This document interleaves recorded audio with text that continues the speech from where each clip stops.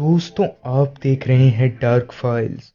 Dark files में आज की कहानी हमारे साथ शेयर की है विक्रम जी ने। तो चलिए बढ़ते हैं विक्रम जी की भेजी गई कहानी की ओर। कहानी को शुरू करने से पहले अगर आपने अभी तक डार्क फाइल्स चैनल को सब्सक्राइब नहीं किया तो कर लें और साथ ही बेल आइकन को भी ज़रूर दबाएं ताकि आने वाली वीडियोस की नोटिफिकेशंस आपको जल्द मिल सके।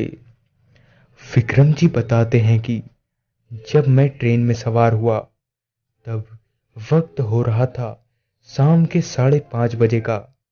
दरअसल परसों ही मेरे चाचा की शादी है, जिसके कारण मुझे जल्द से जल्द पातालपानी स्टेशन पर उतरना था। जैसे जैसे समय बीतता गया वैसे वैसे मेरी बोगी के लोग कम होते गए। इस बात पर मेरा ध्यान तब गया जब मैं रात के तकरीबन 11:30 बजे पातालपानी स्टेशन पर पहुंचा। मेरे अलावा दूसरा कोई भी स्टेशन पर नहीं उतरा था। स्टेशन पर उतरते ही मैंने चाचा को फ़ोन लगाया, पर नेटवर्क ना होने के कारण चाचा जी से मेरी बात ठीक से नहीं हो सकी। मैंने दोबारा फ़ोन लगाने की भी कोशिश की, पर इस बार फ़ोन में नेटवर्क पूरी तरह गुल हो गया था। खैर, जब तक चाचा जी मुझे लेने आते तब तक के लिए मैं प्लेटफॉर्म पर ही बैठ गया।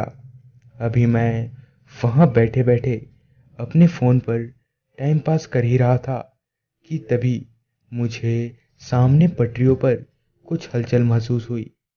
खैर, मैं दोबारा फ़ोन पर टाइम पास करने लगा।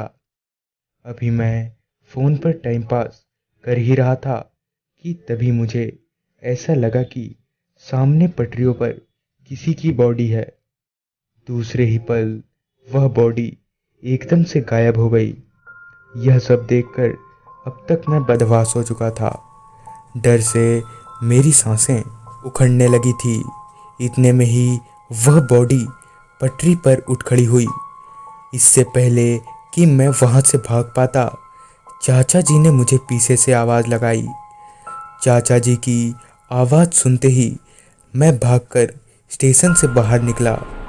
सारी घटना चाचा जी को बताने के बाद चाचा जी मुझे वहाँ से घर ले आए। सुबह होते ही यह बात पूरे गांव में आग की तरह तेज़ी से फैल गई। पातालपानी स्टेशन के पास के बासिंदों के मुताबिक इस स्टेशन पर ट्रेन के चपेट में आकर कई हादसे हुए हैं, इसलिए आए दिन स्टेशन पर रात को किसी न किसी को ऐसी चीज़ें दिख जाया करती हैं। तो दोस्तों, यह थी विक्रम जी की भेजी गई कहानी। अगर आपके पास भी ऐसी कोई कहानियाँ हैं तो हमारे साथ ज़रूर शेयर करें और देखते रहें डार्क फाइल्स।